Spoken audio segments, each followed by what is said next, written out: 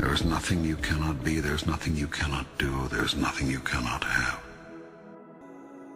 You are the most magnificent, the most remarkable, the most splendid being God has ever created.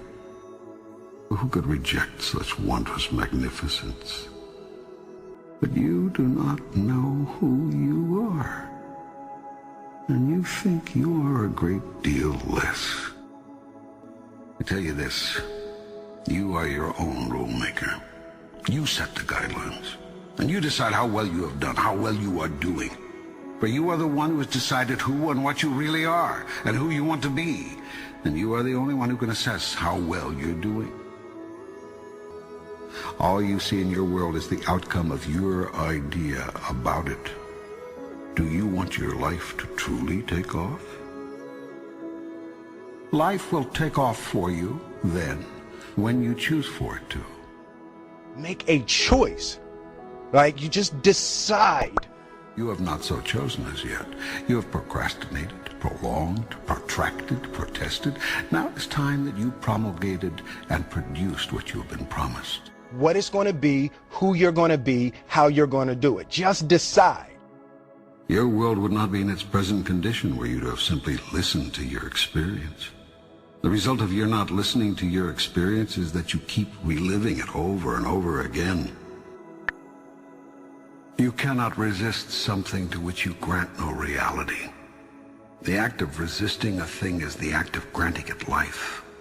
When you resist an energy, you place it there. You attract not just what you fear, you attract what you feel, what you are. The more you resist, the more you make it real, whatever it is you're resisting. What you open your eyes to look at disappears. Only when you say, I did this, can you find the power to change it. It is much easier to change what you are doing than to change what another is doing. The first step in changing anything is to know and accept that you have chosen it to be what it is. We really do paint our world with our thoughts and our level of self-belief.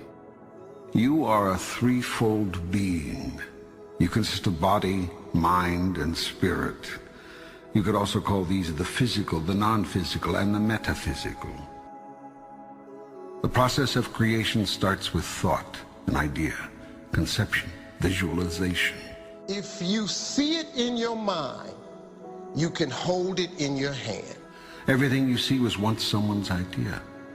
Nothing exists in your world that did not first exist as pure thought. If you have a clear picture in your head of something is going to happen, a clear belief in that it will happen no matter what. Thought is the first level of creation. If you can see it here, next comes the word. And you have the courage enough to speak it, it will happen. Everything you say is a thought expressed. It is creative and sends forth creative energy into the universe. I wrote myself a check for $10 million for acting services rendered, and I gave myself 5 years, or 3 years maybe. And I put it in my wallet, and I kept it there, and it deteriorated and stuff. But then, just before Thanksgiving 1995, I found out that I was going to make $10 million on Dumb and Dumber. Next comes action. Actions are words moving. Words are thoughts expressed. Thoughts are ideas formed. Visualization works if you work hard. Yeah. Well, yeah, that's the thing. You can't just visualize and then, go eat a sandwich. Go first to your highest thought about yourself. Imagine the you that you would be if you lived that thought every day. Imagine what you would think, do, and say, and how you would respond to what others do and say. So, do you want your life to take off? Begin at once to imagine it the way you want it to be, and move into that. Check every thought, word, and action that does not fall into harmony with that. Move away from those. When you have a thought that is not in alignment with your higher vision, change to a new thought, then and there. When you say a thing that is out of alignment with your grandest idea, make a note not to say something like that again. When you do a thing that is misaligned with your best intention, decide to make that the last time. And make it right with whomever was involved if you can. I stayed true to my dreams. And by doing that, eventually it came true. This will require tremendous mental and physical effort. It will entail constant, moment-to-moment monitoring of your every thought, word, and deed. It will involve continued choice-making, consciously. This whole process is a massive move to consciousness. What you will find out if you undertake this challenge is that you've spent half your life unconscious.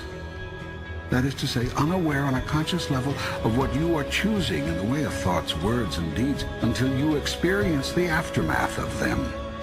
Then when you experience these results, you deny that your thoughts, words, and deeds had anything to do with them. I want to remind you to continue to dream and dream big. What dream or vision do you want to turn into reality? There is nothing you cannot be. There's nothing you cannot do. There's nothing you cannot have.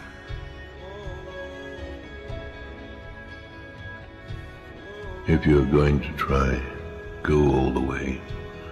Otherwise, don't even start. If you're going to try, go all the way. Do it. Do it. Do it. Do it.